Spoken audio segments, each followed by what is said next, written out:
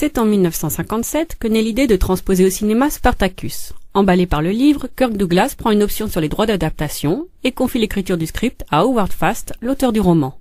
Mais le résultat est un véritable désastre et la tâche est finalement confiée à Dalton Trumbo, auteur entre autres de Johnny s'en va en guerre, qu'il adaptera avec brio en 1971. 10 ans auparavant, Trumbo avait été convoqué par la Commission des activités anti-américaines dirigée par le tristement célèbre Joseph McCarthy.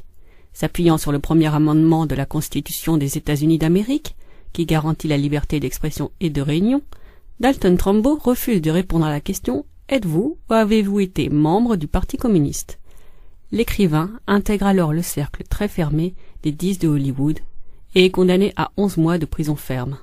Privé de la liberté d'exercer aux États-Unis, Trumbo s'exile au Mexique où il continue à écrire sous divers pseudonymes comme Millard Kaufman ou encore Robert Rich, nom sous lequel il remporte l'Oscar du meilleur scénario en 1956 pour Les clameurs se sont tues.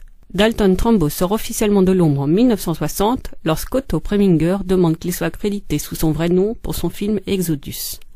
Kirk Douglas décide alors de faire la même chose avec Spartacus. Lorsque le juge de la commission avait demandé à Trumbo de répondre uniquement par oui ou par non, l'accusé avait rétorqué avec un certain sens de la provocation « Il y a beaucoup de questions auxquelles ne peuvent répondre par oui ou par non que des imbéciles ou des esclaves. » Beaucoup verront dans le scénario de Spartacus ce gladiateur en lutte contre l'oppression romaine, une métaphore de la résistance des 10 de Hollywood contre la chasse aux sorcières du sénateur McCarthy. 10 of us are going to prison.